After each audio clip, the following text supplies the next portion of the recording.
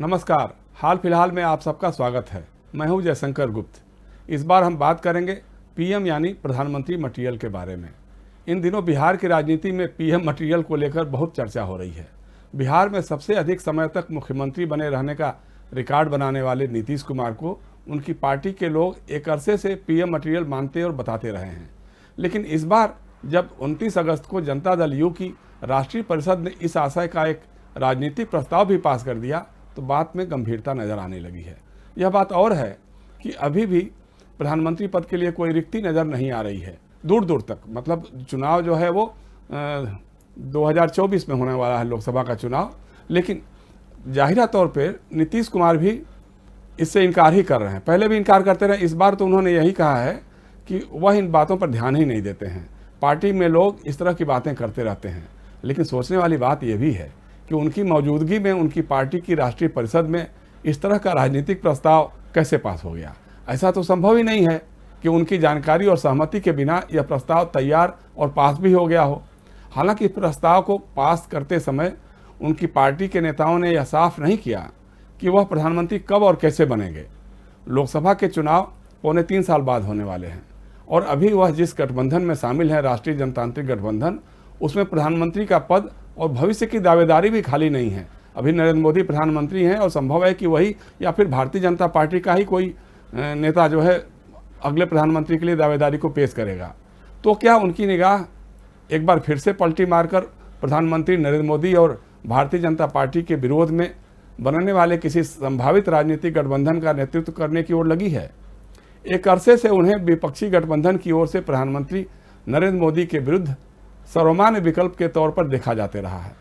संभव है कि मौजूदा विपक्ष में कांग्रेस के अंदरूनी झगड़ों, वैकल्पिक नेतृत्व पर सहमति के अभाव, ममता बनर्जी और कुछ अन्य क्षेत्रीय नेताओं की संभावित दावेदारी के मद्देनज़र उनके भीतर भी एक बार फिर से प्रधानमंत्री बनने की राजनीतिक महत्वाकांक्षाएं हिलोर मारने लगी हों। उन्हें प्रधानमंत्री मटेरियल बताने के पीछे उनकी और उनके जदयू की राष्ट्रीय पहचान बनाने की कवायद भी हो सकती है। उनकी कोशिश उत्तर प्रदेश और मणिपुर विधानसभा के चुनाव में भी अगर भाजपा से बात बन जाती है तो उसके साथ मिलकर लड़ेंगे, और अगर सम्मानजनक सीटें नहीं मिली तो अपने बूते भी लड़कर के चुनाव कुछ सीटें जीतने या कम से कम मत प्रतिशत बढ़ाने की हो सकती है। इसके लिए अभी उनके पास प्रचुर समय भी है। अगले साल ही जम्मू कश्मीर और गुजरात विधानसभा के भी चुनाव होने हैं।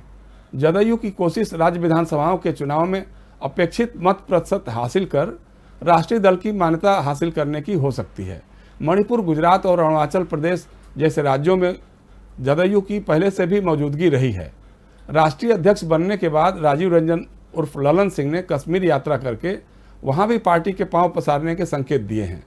केंद्र सरकार में कृषि, भूतल परिवहन और रेल मंत्री जैसे मंत्रालय संभाल चुके नीतीश कुमार की राष्ट्रीय राजनीति में अपनी अलग तरह की पहचान रही है। हालांकि 2017 में दोबारा भाजपा के साथ सरकार साझा कर लेने के उनके राजनीतिक फैसले को लेकर विपक्षी खेमे में उनकी राजनीतिक विश्वसनीयता प्रभावित भी हुई है। नीतीश कुमार के प्रधानमंत्री मटेरियल वाली राजनीतिक महत्वाकांक्षाएं इससे पहले भी कई बार हिलोर मार चुकी हैं। 2014 के संसदीय चुनाव के समय भाजपा की तरफ से प्रधानमंत्री पद के दावेदार नरेंद्र मोदी के विरोध में उनकी पार्टी ने राजग से अलग होकर चुनाव लड़ा था। उनकी कोशिश कांग्रेस और अन्य विपक्षी दलों के साथ मिलकर लोकसभा चुनाव लड़ने की थी, लेकिन बात नहीं बनी और लोकसभा चुनाव में उनके हिस्से में केवल 2 ही सीटें आई थी। इसके बाद 2015 में बिहार विधानसभा का चुनाव उन्होंने कांग्रेस और राजनीतिक विरोधी लालू प्रसाद के राजद के साथ मिलकर लड़ा और शानदार जीत हासिल कर एक बार फिर वह बिहार के मुख्यमंत्री बने। हालांकि विधानसभा में उनकी पार्टी के पास राजद से कम सीटें थी और इसको लेकर वह कुछ दबाव भी महसूस करते थे।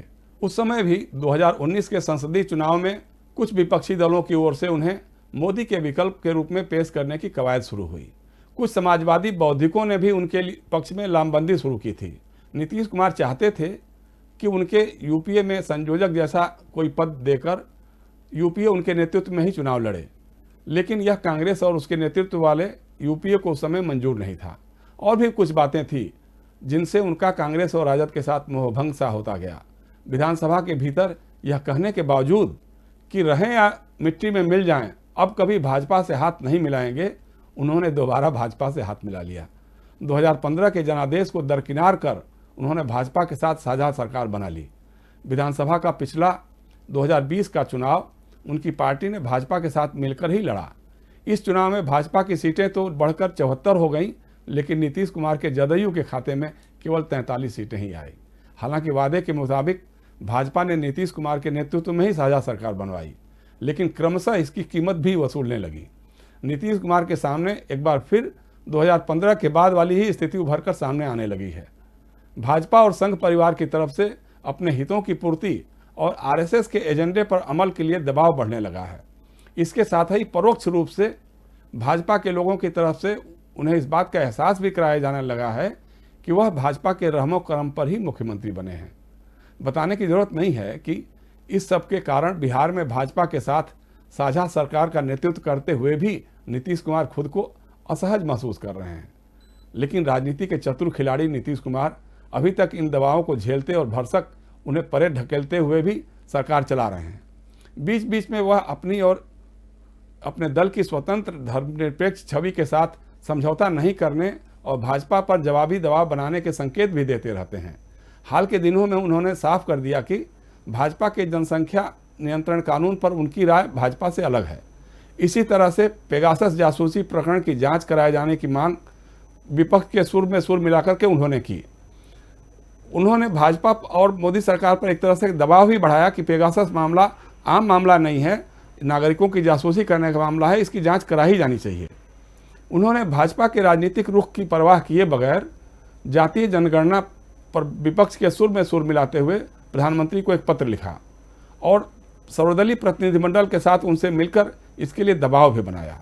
प्रधानमंत्री के साथ बातचीत में उन्होंने इसके लिए विपक्ष के नेता तेजस्वी यादव को और उनके पिता लालू प्रसाद यादव को श्रेय देकर उनके यहाँ भी एक खिड़की खुली रखने की कोशिश की है।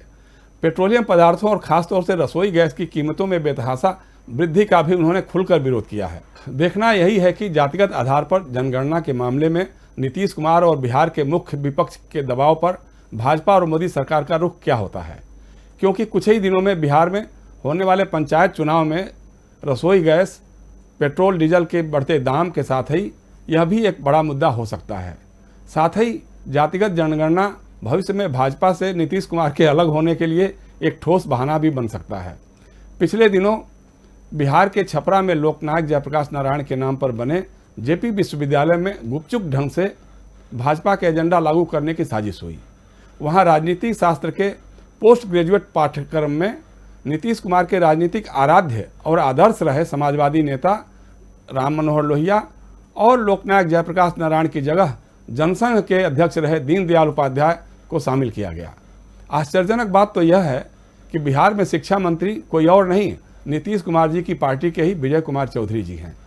चौधरी और नीतीश कुमार की आंख भी तब खुली जब विपक्ष ने और खासतौर से लालू प्रसाद यादव ने इसका पुरजोर विरोध किया।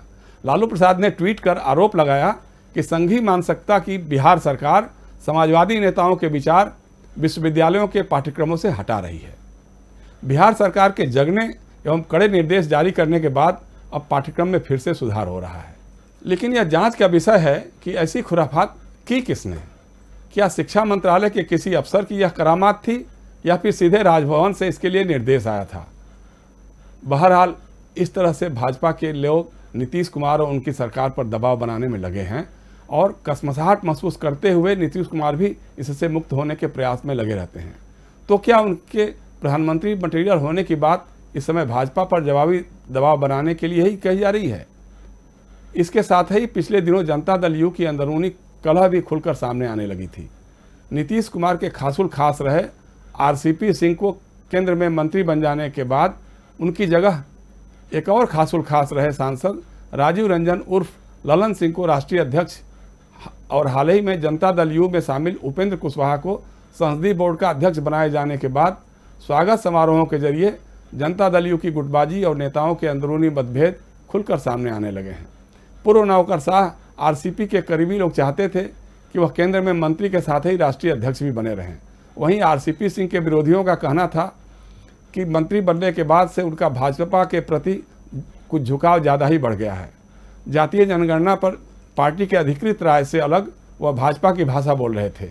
राष्ट्रीय अध्यक्ष रहते खुद मंत्री बन जाने के मामले पर वह कह रहे हैं कि ऐसा उन्होंने नीतीश कुमार के कहने पर ही किया हालांकि नीतीश कुमार ने इस मामले में कभी कुछ कहा नहीं था, लेकिन प्रधानमंत्री मटेरियल का शिगुफा छोड़कर अंदरूनी मतभेदों पर काबू पाने की कोशिश भी हो सकती है। अब सभी नेता एक स्वर से नीतीश कुमार को पीएम मटेरियल बताने के काम में जुट गए हैं। कुल मिलाकर नीतीश कुमार के पीएम मटेरियल होने का खेल जारी है। इस खेल में बहुत कुछ अगले साल होने वाले यूपी, उत्तराखंड, पंजाब, मणिपुर, गोवा और फिर गुजरात विधानसभा के चुनावी नतीजों पर भी निर्भर करेगा। अगर इन चुनावों में भाजपा की हालत कमज़ोर होती है और विपक्ष थोड़ा मजबूत उभर करके आता है तो जाहिर सी बात है कि नीतीश कुमार का पीएम मटेरियल वाला स्वर कुछ और तेज होगा। आज बस इतना ही। अगली बार फिर अपने हाल फिलहाल के साथ मिलेंगे किसी और ज्वलंत विषय पर अपने बेबाक और गंभीर विवेचन के साथ। और हाँ, अगर मेरे वीडियो पसंद आते हों तो कृपया कर लाइक और शेयर का बटन अवश्य दबाएं। चैनल को सब्सक्राइब करें तो आभार मानूंगा। प्रतिक्रिया और सुझावों का हमेशा स्वागत है। नमस्कार।